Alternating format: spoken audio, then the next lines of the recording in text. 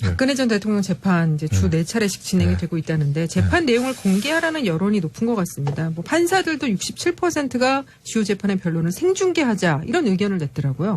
네, 뭐 의견을 낸 거죠. 그러니까 중앙지검에서 설문을 한 건데 뭐 판사들의 의견이 67%가 생중계, 뭐 반대가 67% 뭐 안 하고 이건 아닌 건데 일단 참고 사항으로 한 건데 조사를 한 거죠. 판사들 입장에서 보면 이거 왜 생중계하자고 주장한 사람들의 논거는 뭐 들어볼 수가 없었으나 어찌됐건 이게 세계의 재판, 역사상 처음 있는 재판, 그렇죠. 그리고 다시는 있어서는 안 될 재판이죠. 그렇지 않습니까? 그렇죠. 전직 대통령이 또 이렇게 누가 되든 대통령 누구든지 간에 이거는 이제 있으면 국가의 참 망신이고 손해잖아요. 그러니까 유일무이하게 한 번 있을 재판이기 때문에 이걸 국민의 알 권리 차원에서 공개하는 것이 맞지 않냐. 그리고 그런 얘기를 하는 거죠. 그럼 지금까지 재판이 생중계가 됐던 사례가 있나요? 저는 못 봤어요. 그러니까 그렇죠? 생중계가 아시겠지만 처음에 들어오는 모습 공개한 적은 있죠. 그렇죠. 이번에도 그랬고 국정농단 사건 다 그랬고 그다음에 예전에 전두환 도태우 내라는 것 때도 그때도 그랬고요. 그리고 헌법재판소에서 주요 사건 같은 것은 이제 헌법재판소 같은 경우 주요 사건의 변론을 공개한 적이 있습니다. 뭐 간통죄 같은 것도 공개 한번 한 적이 있고요. 간통죄. 그리고 이번에 탄핵 심판 때도 뭐 생중계는 안 하지만 변론 내용을 나중에 공개했잖아요. 그리고 선고 과정을 생중계했고. 그런데 일반 형사재판, 민사재판에서 변론 과정을 생중계한 일은 제 기억은 없는 것 같아요. 그렇죠. 그러면 이것도 이제 법 조항에 따라서 하는 걸 텐데 관련 법 조항은 어떻게 돼 있어요? 관련 법 조항은 재판은 이제 촬영이나 이런 것들은 재판장 허가 사항이에요. 그러니까 재판장은 허가만 할 수 있어요.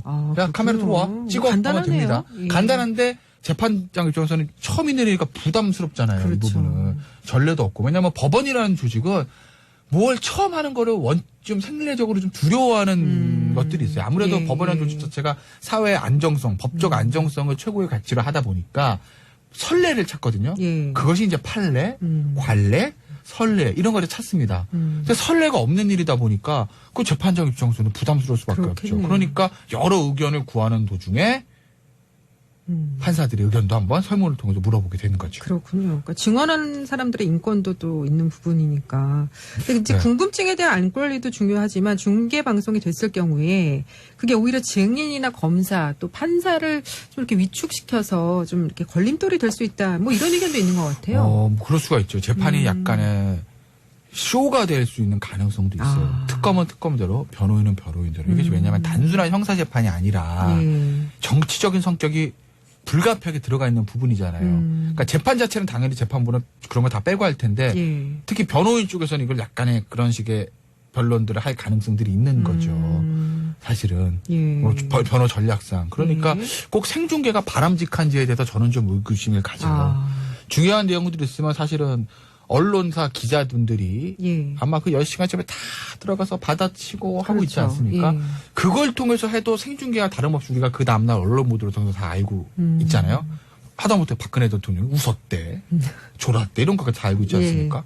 그러니까 그렇게 해서 어차피 보도가 될 걸 그냥 카메라로 딱 찍게 되면 분명히 어느 방송사에서는 뭐 24시간 생중계할 수밖에 없는 거고 그럼 카메라가 보도되는 걸 안 특검이나 변호인들은 뭔가 본인들의 주장을 설파하기 위해서 약간 과도한 변론들이 나올 가능성이 있거든요. 그게 좀 약간 불합리할 수도 있죠.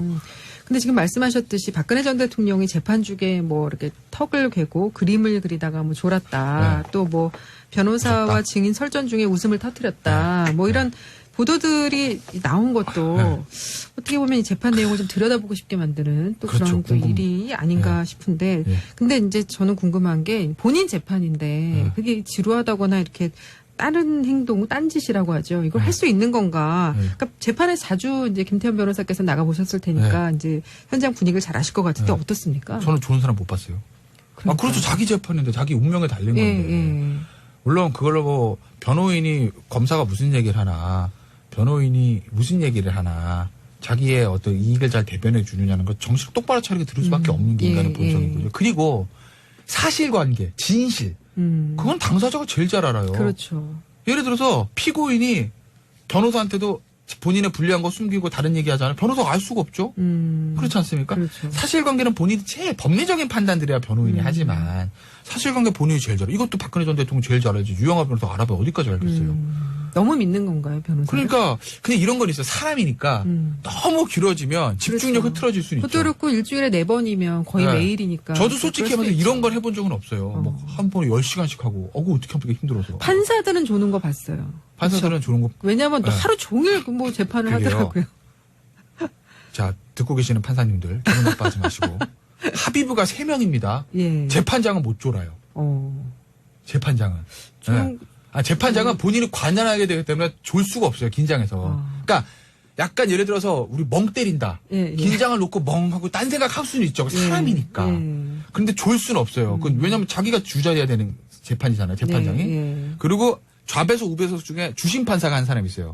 주심판사는 나중에 그 자기가 관할한 재판이니까 또 줄 수가 없어요. 예. 근데 주심이 아닌 분 있잖아요. 아. 줄 수도 있다니까요. 그렇게 그럴 것 졸리죠. 같아요. 근데 네. 제가 하나 고백해도 될까요? 예. 제가 이제 법원 시보하던 시절에 네. 시보들도 가끔 이제 앉게 해줘요. 재판장님이. 예. 이제 법원 들어와가지고 예. 굉장히 유명한 사건이었어요. 예. 그 당시 피고인이 누구였는지 제가 나중에 말씀드릴게요. 굉장히 유명한 사건. 그 나중에 정권 실세에 관한 해주신다고 맨날 안 해주고 네. 그냥 가지고. 근데 제가 거 법대에 앉았거든요. 예. 1시간이니까 처음에 재밌죠. 야, 이거 막, 전 정권 실세 재판받는다. 그쵸. 근데 당시 전 정권에 청와대에 계시던 분. 네? 근데 1시간 제가 졸리더라고요. 예. 너무 졸린 거예요. 이거. 예. 그렇다니까, 위에 앉아있어도. 너무 길어지면. 그러니까 판사님들도 주심판사 아닌 분은 조는 경우들도 있어요. 그렇군요. 네. 근데 피고인은 못 졸죠. 자기 일인데. 예. 그리고 어쨌든 정신이 또 번쩍나게 하는 또 기사가 하나가 어제 네. 나왔어요. 그러니까 예, 국정농단 다 그랬고, 예. 그다음에 예전에 전두환 도태우 내라는 뭐 그때도 그랬고요. 네. 그리고 헌법재판소에서 주요 사건 같은 것은 이제 헌법재판소 같은 경우 주요 사건의 변론을 공개한 적이 있습니다. 뭐 간통죄 같은 것도 공개 한번 한 적이 있고요. 예. 간통죄. 그리고 이번에 탄핵 심판 때도 뭐 생중계는 안 하지만 변론 내용을 나중에 공개했잖아요. 그리고 선고 과정을 생중계했고. 그런데 일반 형사재판, 민사재판에서 변론 과정을 생중계한 일은 제 기억은 없는 것 같아요. 그렇죠. 그러면 이것도 이제 법 조항에 따라서 하는 걸 텐데 관련 법 조항은 어떻게 되어 있습니까? 관련 법조항은 재판은 이제 촬영이나 이런 것들은 재판장 허가 사항이에요. 예. 그러니까 재판장은 허가만 할 수 있어요. 아, 그냥 카메라 그렇군요. 들어와 찍어 간단하네요. 하면 됩니다. 예. 간단한데 재판장 입장에서는 처음 있으니까 부담스럽잖아요. 그렇죠. 이 부분은 전례도 없고 왜냐하면 법원이라는 조직은 뭘 처음 하는 거를 좀 생리적으로 좀 두려워하는 것들이 있어요. 아무래도 예, 법원이라는 예. 조직 자체가 사회의 안정성, 법적 안정성을 최고의 가치로 하다 보니까 선례를 찾거든요. 예. 그것이 이제 판례, 관례, 선례 이런 거를 찾습니다. 근데 선례가 없는 일이다 보니까 그 재판장이 검사가 무슨 얘기를 하나, 변호인이 무슨 얘기를 하나, 자기의 어떤 이익을 잘 대변해 주느냐는 걸 정신을 똑바로 차리게 들을 수밖에 없는 게 예, 인간의 본성인 예. 거죠. 그리고 사실관계, 진실, 그건 당사자가 제일 잘 알아요. 그렇죠.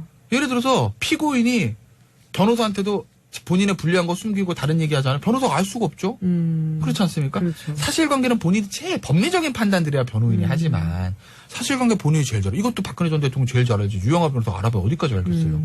너무 믿는 건가요, 변호사? 그러니까 그냥 이런 건 있어요. 사람이니까 너무 길어지면 집중력 그렇죠. 흐트러질 수는 그것도 있죠. 그렇고 일주일에 4번이면 거의 네. 매일이니까. 저도 솔직히 그럴 말해서 수도 이런 있죠. 걸 해본 적은 없어요. 뭐 한 번에 10시간씩 하고 어떻게 하면 되게 힘들어서. 판사들은 조는 거 봤어요. 판사들은 조는 거. 왜냐하면 또 네. 하루 종일 뭐 재판을 그게요. 하더라고요. 자, 듣고 계시는 판사님들 기분 나빠하지 마시고.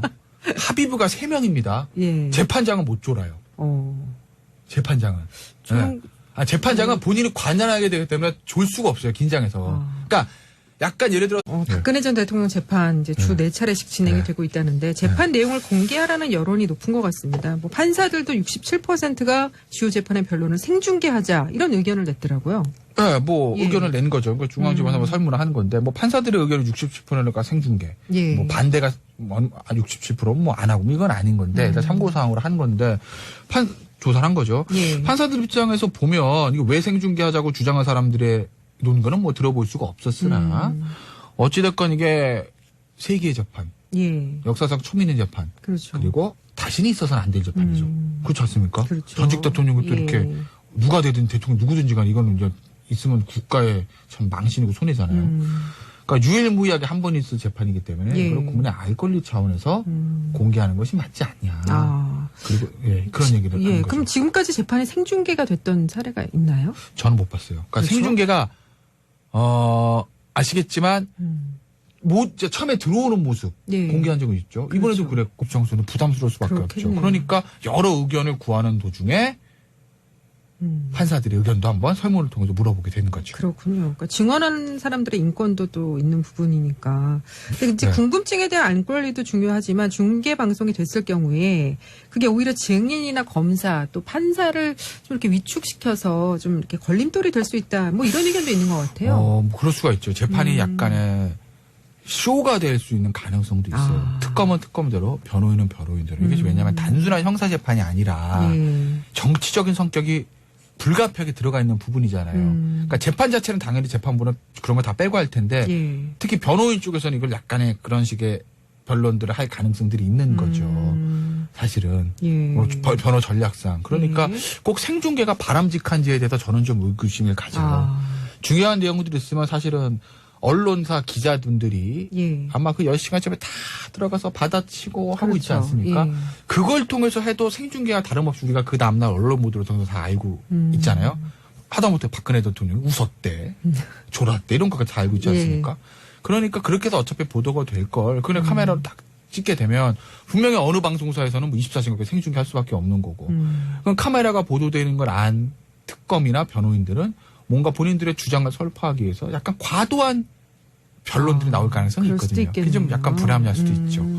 근데 지금 말씀하셨듯이 박근혜 전 대통령이 재판 중에 뭐 이렇게 턱을 괴고 그림을 그리다가 뭐 졸았다. 네. 또 뭐 변호사와 웃었다. 증인 설전 중에 웃음을 터뜨렸다. 뭐 이런 보도들이 나온 것도 어떻게 보면 이 재판 내용을 좀 들여다보고 싶게 만드는 또 그렇죠. 그런 또 일이 아닌가 싶은데 예. 근데 이제 저는 궁금한 게 본인 재판인데 그게 지루하다거나 이렇게 다른 행동, 딴짓이라고 하죠. 이걸 할 수 있는 건가? 그러니까 재판에 자주 이제 김태현 변호사께서 나가 보셨을 테니까 이제 현장 분위기를 잘 아실 것 같은데 어떻습니까? 저는 좋은 사람 못 봤어요.